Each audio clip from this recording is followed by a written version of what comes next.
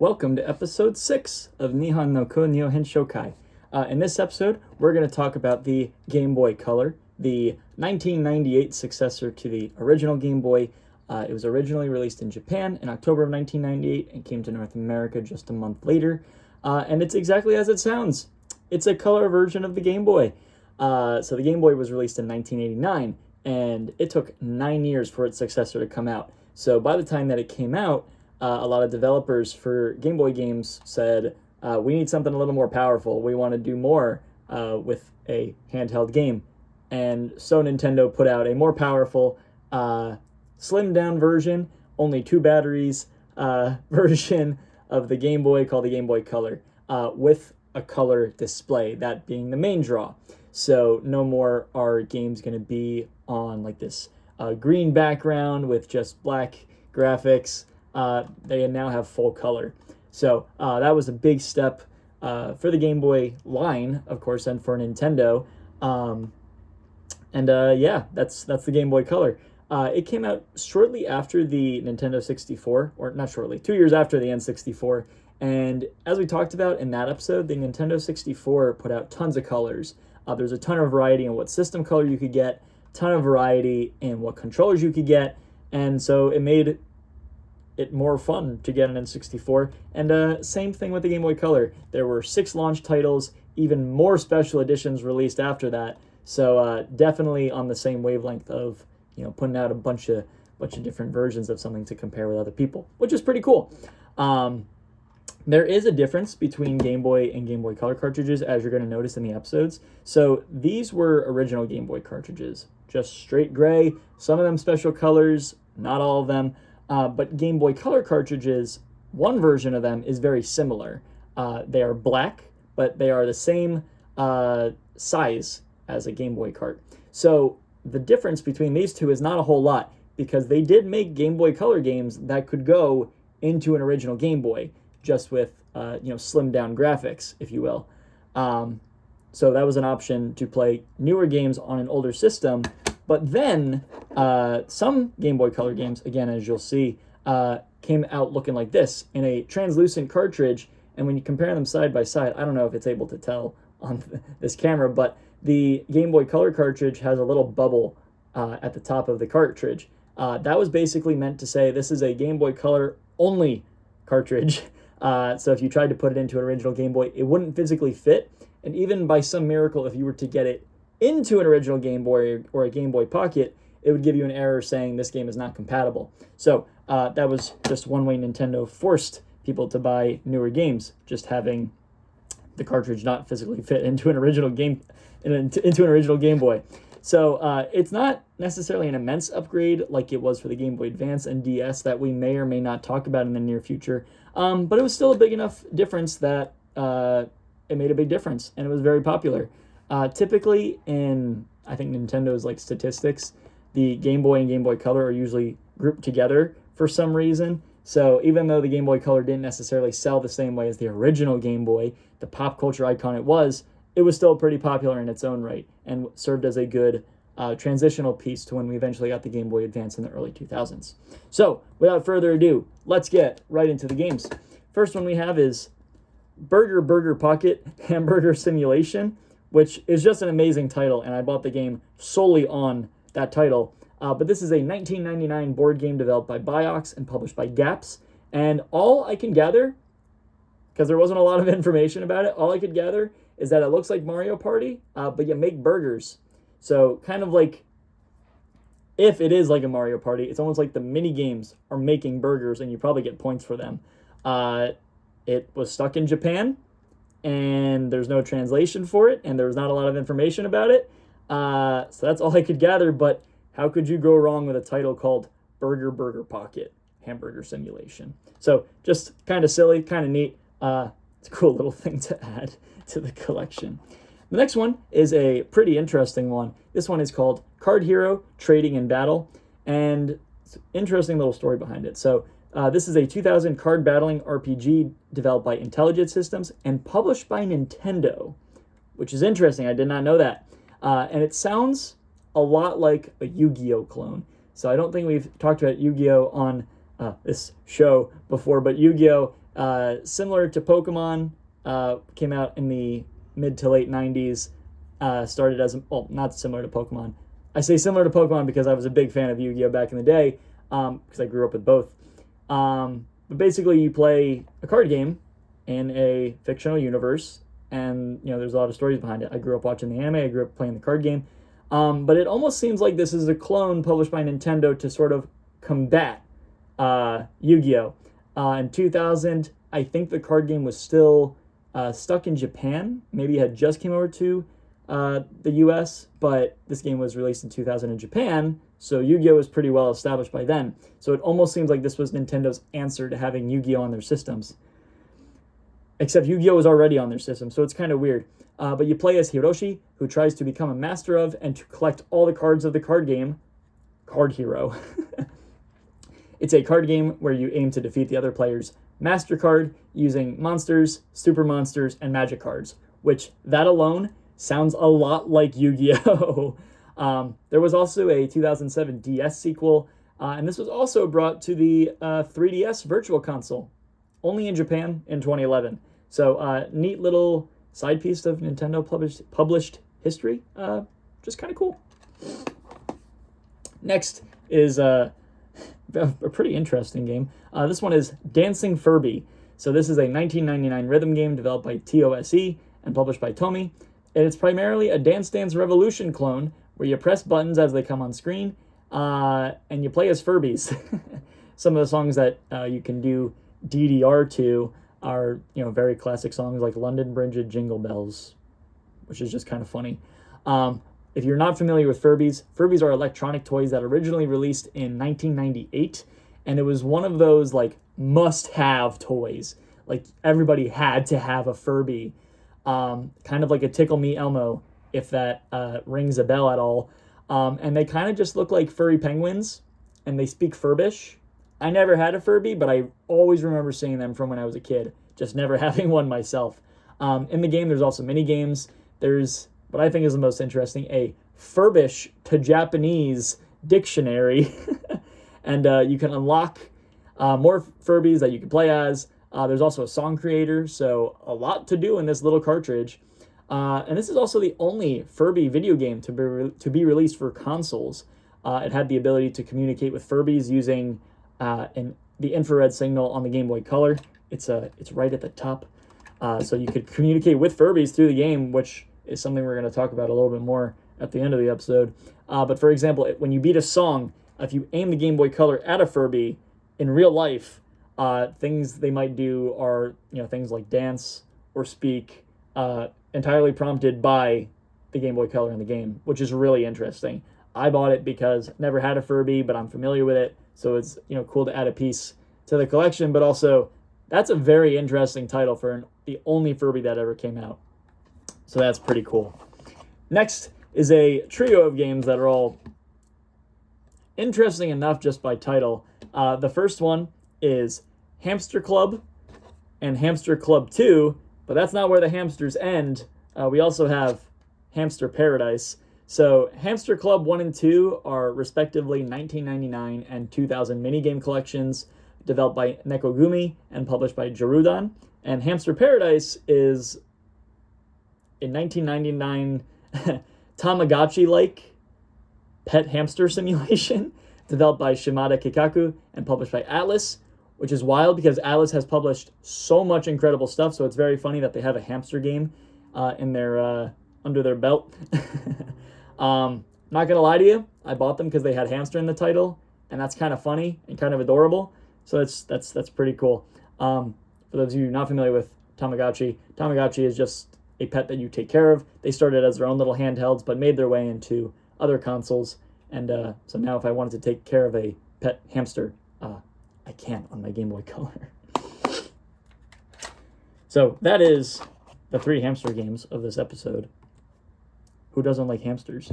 But the next game is Harry Potter Tokenja no Ishi, or better known as Harry Potter and the Sorcerer's Stone here in North America, or Harry Potter and the Philosopher's Stone in Europe.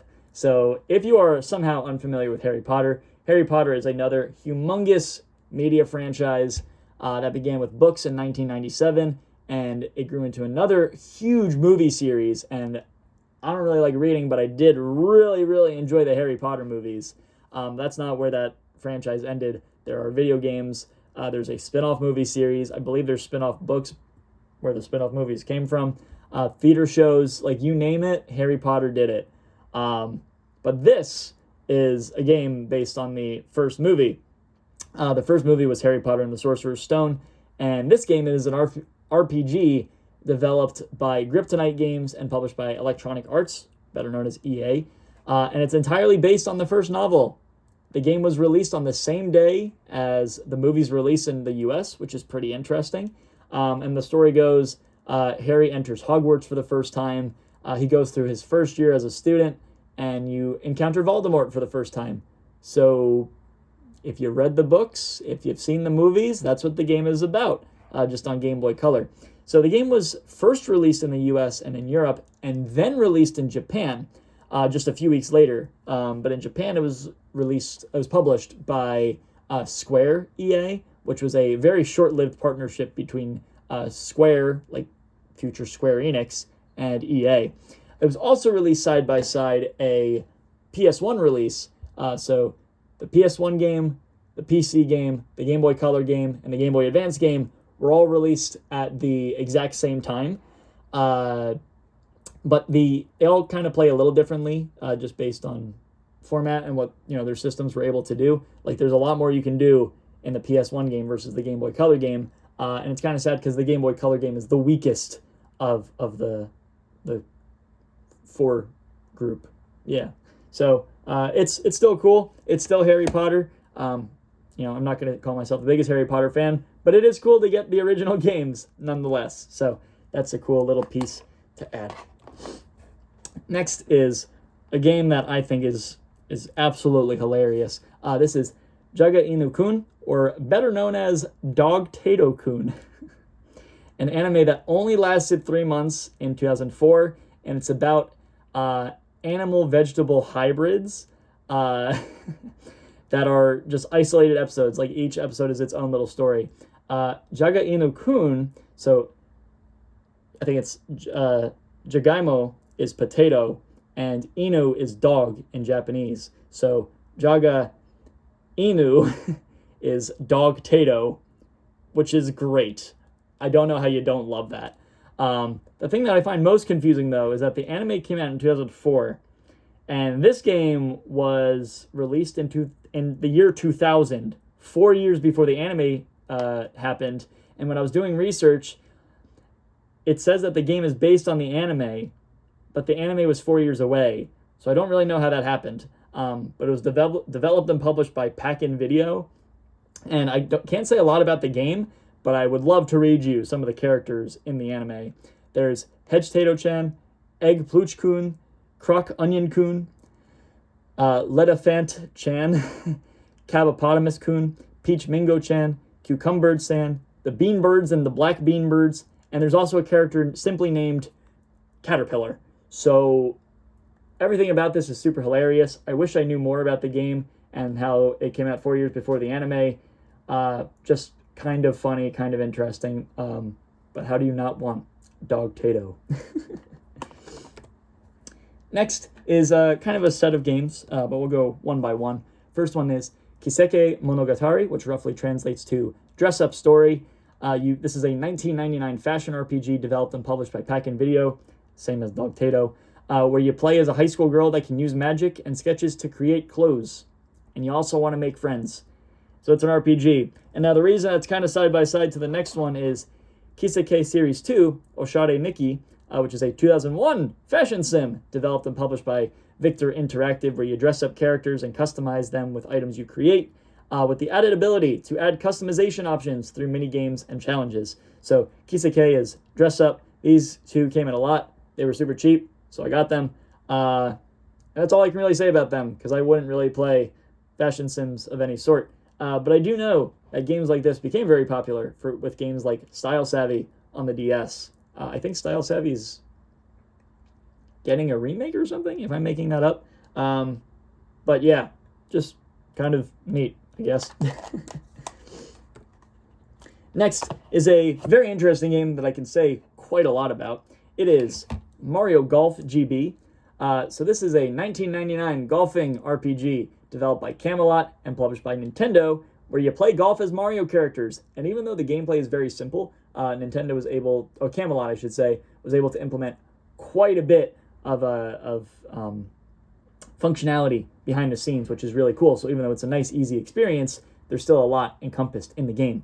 So this was preceded by the N64 version, which was released just 2 months earlier in Japan, both of which came to North America.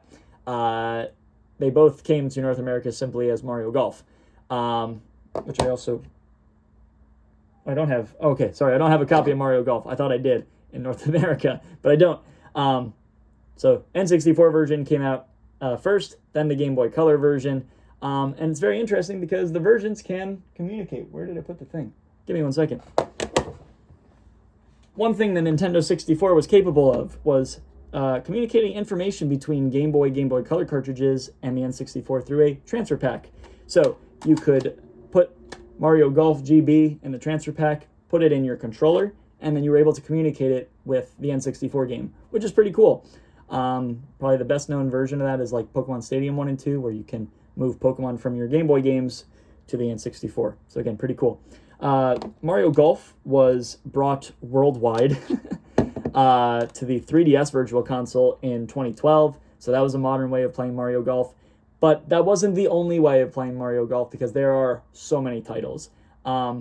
It's one of the earliest versions of a Mario Golf game. And what I mean by that is maybe this game isn't necessarily gimmicky as much as a game we're about to talk about. But it did spin off its own Mario sports games, its own Mario Golf games. For example, there's another one on the GameCube, there's one on the Game Boy Advance, there's another one on 3DS, and the one on Switch, Mario Golf Super Rush, is one of the first Switch games I ever bought, because I thought I would really enjoy playing golf as Mario on the Switch, and I don't play it that often. So, it's a little different from golf games that were released before, just like golf on the NES. It looks like Mario on the cover, but it's still just golf, whereas this is like golf with Mario characters. So it's an early example of those Mario sports games. We ended up getting Mario Baseball. There was at one point Mario Basketball. So it's a Nintendo's way of delving into sports titles using the Mario IP. So pretty cool that way. But we're going to talk about another Mario sports game, and that is... Where is it? Sorry. That's Mario Tennis GB. So this is a 2000 tennis RPG developed by Camelot. Camelot did a lot of the Mario sports games, published by Nintendo, and it's in a very similar boat as Mario Golf. It's an early case of a Mario sports title. This one was, again, preceded by the N64 version. Both ended up coming to North America. The Game Boy Color game came simply as Mario Tennis in 2001. And same thing, they have the ability to communicate with the transfer pack on the N64. Now, one big difference, I would say, with Mario Tennis is that Mario Tennis is a lot more gimmicky. So what I mean by that is there's like power-ups, there's things you can get. And Mario Tennis did that more on like Game Boy Color titles, as a Game Boy Color title, than Mario Golf did as a Game Boy Color title. So kind of interesting, but it still set the stage for a lot of future sports titles. If you play almost any Mario sports game today, it's going to have a lot of gimmicks. It's going to have a lot of power-ups. My favorite Mario sports game, Mario Super Sluggers, is very gimmicky. So it's still pretty cool that way. Like I said, Mario Golf had predecessors that weren't really Mario games, but Mario Tennis did have a true predecessor, and that was Virtual Boy Mario's Tennis. So the Virtual Boy was a very short-lived Nintendo console that made a lot of people sick because of the graphics were so bad. But there was a Mario's Tennis on that had power-ups. So even though this Mario Tennis is not the first example of a Mario Tennis, gimmicky game, it is the first one to be on a popular system because the Virtual Boy didn't do well. This was also brought to the 3DS Virtual Console worldwide in 2013. And there were further Mario Tennis games. There's another one on GameCube, Game Boy Advance, just like Mario Golf. The GameCube game got a Wii re-release on the Wii. There's another one on 3DS.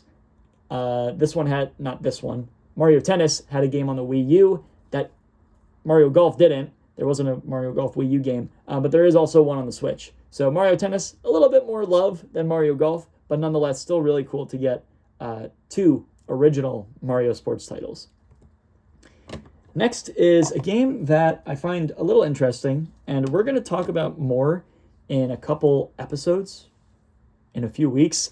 But this one is Sakura Taisen GB.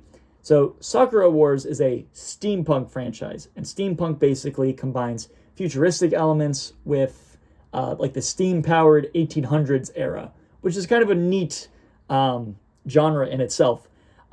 The series began on the Sega Saturn in 1996 with the original Sakura Wars, and that game entailed tactical RPG elements, dating sim elements, visual novel elements. So those alone make it a very interesting title because those are three pretty different genres. But you play as magical women who battle demons, and they battle in giant robots, which is pretty wild. The series expanded into other forms of media, but its prominence kind of stayed in the video game medium. It didn't come to North America until 2010 with a game that was released on PS2 and Wii, which 2010 was also pretty late for a PS2 game. So just kind of interesting nonetheless, but definitely a lot more popular in Japan. This game is a 2000 spin-off RPG of the original game, developed by Jupiter and published by Media Factory. And you basically play in minigames set after the events of the original game. So not a whole lot to say about the game, but the series itself is super interesting, and I look forward to going back to it in a little while when we get there. But, hold your horses. It's going to be a while.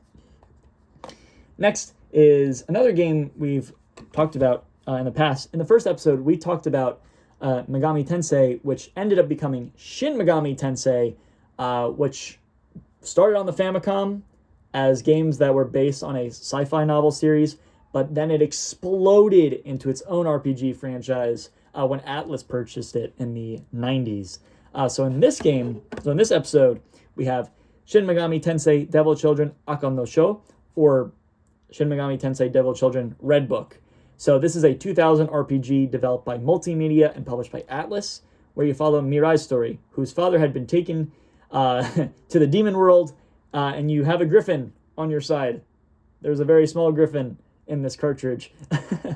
So Devil Children is a spin-off of Shin Megami Tensei. It began with this game, and it has a counterpart, Black Book. So talk a little bit more about it, in the future. But basically, it was a dual release, and dual releases are games that release side by side, usually just with some mild version differences.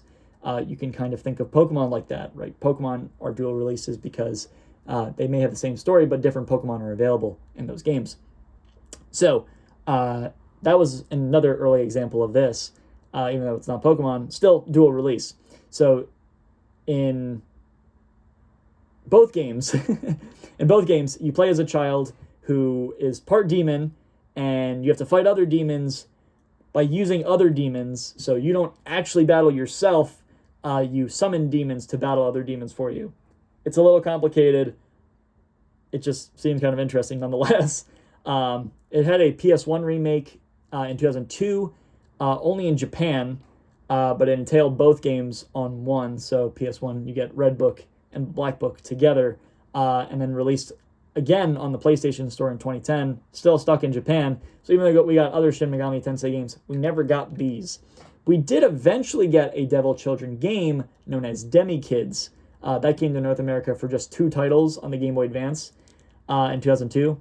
They're really expensive, and if you've never heard of Demi Kids, I wouldn't blame you, because I never heard of Demi Kids prior to this episode, prior to researching. So still pretty cool, even if I'm not a huge Shin Megami Tensei fan. It's still pretty neat nonetheless. Next is a silly little title. This is Soreke Anpanman Fushigi na Nico Nico album, or roughly translated to Let's Go Anpanman, Mysterious Smiling Albums. So Anpanman is a superhero whose head is made of anpan, which is a dessert with red bean paste, which is kind of interesting. I asked a friend about red bean paste, and she said she loved red bean paste, so that's kind of funny. But Anpan Man, the franchise, began as picture books in 1973, so some of the oldest manga that we've talked about so far in the show. Some of the oldest franchises we've talked about on this show. It became a manga. It also became an anime. Has over 30 full-length movies. Has over 30 Christmas specials. And has over 40 video games. This being just one of them. So Anpan Man is a superhero of the people. All sorts of entertainment available. This one is a 1999 RPG developed by Graphic Research and published by Tamsoft. You play as Anpan Man as he needs to take pictures of his friends smiling for an album. But the main villain, Bikin Man, who is a germ, he can steal your photos, causing loss of progress in the game. So that's kind of funny. The game's database mentions something about being able to communicate with other players on different cartridges, but didn't go into any detail. Still interesting enough for me to mention, but I couldn't find any other information about that. But still, Anpan Man, that's a great name. I originally thought it was like Pancake Man, as it was told to me. A little different, but still very, very cool. Next is another game we've talked about in the past, although I did not at all realize that these were connected in any way whatsoever when I bought it. So, we talked about Angelique in episode 3. It's an otome game that initiated and popularized the genre of otome games, basically games directed toward girls, and Angelique grew into a manga and into an anime. But it had a game that I bought at the same time that I didn't know was also part of the series, and that is Sweet Ange, Angelique Ange. This is a 1999 cooking/dating sim board game developed and published by Koei, and it's a spin-off of the first Angelique game. So the characters are younger, it's set before the game. It's not considered canon, which is kind of interesting, but still nonetheless. The goal is to befriend Sweet Knights, similar to the Guardians in the first game. You have to befriend the Guardians in the first game. Here you're befriending Sweet Knights that are basically centered around sweets, confections, so just kind of cool that way. Again, it's a kind of like a baking simulator, and your goal is to win a cooking contest, and you do that by befriending the Sweet Knights. So, did not at all realize these were related in any way, but looking at the cartridges now, I'm like, oh wow, those are really similar. So, just kind of cool, weird coincidence, if you will, but still pretty neat nonetheless. Okay, now for the last game of the series. I forgot one thing over here. All right, cool. Okay, so in the late 90s, a lot of companies were trying to spin off Pokemon, try and do the monster catching formula, and a lot of them didn't do well. We talked a little bit about it in the N64 episode with Onegai Monsters, where you can make a monster catching game that seemingly represents Pokemon. And this series is another one that tried to do it and didn't last very long. It only lasted 2 consoles. So, we're going to talk about Robot Ponkotsu Comic Bomb Bomb Special, but I'm going to come back to this game. So, first released was Robopon. Oh, okay, also Robot Ponkotsu is also known as Robopon here in North America, so I'm going to use Robopon. But Robopon Sun and Star released in late 1998 in Japan. A dual release, another dual release. Pokemon clone. So, released in late 1998 in Japan. Then, Robopon Moon released at Christmas a year later.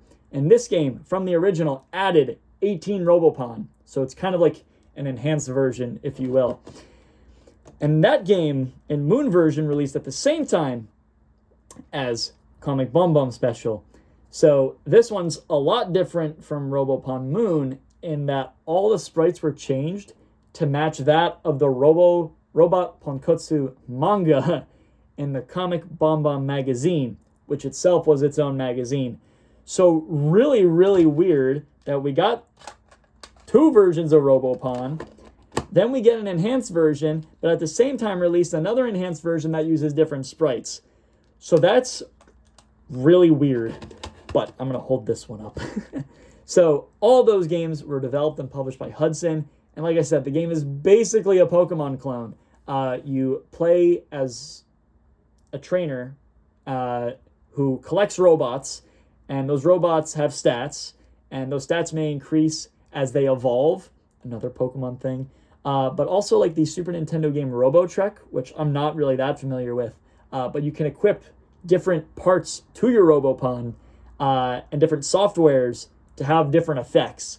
So kind of like equipping items or making Pokemon hold items in Pokemon. Robopon kind of did the same thing, but in a slightly different way, more reminiscent again of Robo-Trek. So that's really interesting in and of itself, but that's not even where the Robopon like allure ends, because you might notice that this cartridge is a lot different from the other cartridges I've shown you. This one's a lot bigger. So that's because at the very top of the cartridge, it's going to be hard to see, but there's a little panel there, a little infrared panel, kind of similar to the one the Game Boy Color has that we talked about.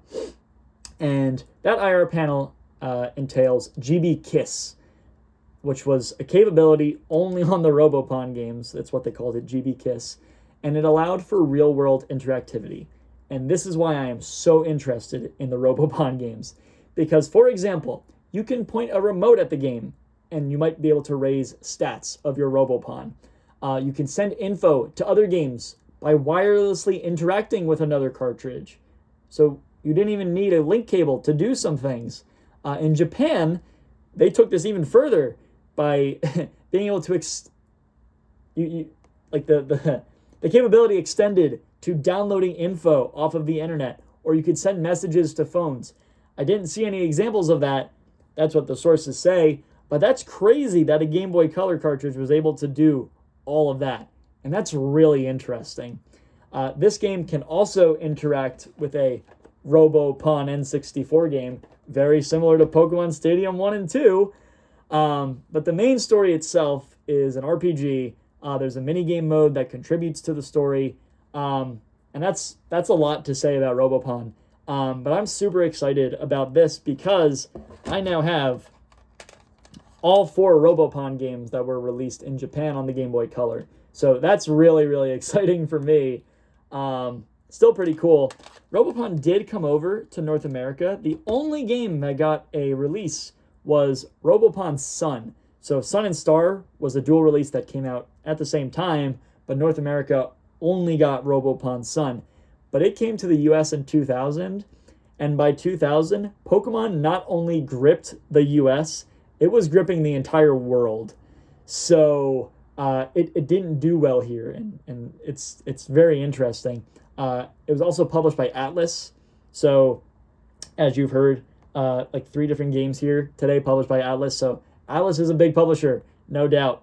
But as for Robopon, they did end up getting sequels on the Game Boy Advance anyway. But we're going to come back to that when we talk about the Game Boy Advance at some point in the near future. So that's all the games for today. Ending on a super high note with Robopon. I think that's so cool. So glad to have all 4 games in Japanese. Robopon Comic Bomb Bomb Special was incredibly hard to come across, so I'm so glad that I finally have it. But with that said, all my sources, all my links to everything is going to be in the description. So if there's a game that sounds interesting, you want to see gameplay of it, by all means, go check it out. If you want to see where I got my information from, there's information there as well. And I hope you learned something. If I got anything wrong, please feel free to correct me. If you feel like there's anything else I should have included, please go for it. Let me know. I want to keep learning about these games as much as I was hopefully able to teach you something. And that's going to do it. So keep playing a lot of games, and hopefully see you next week. Bye.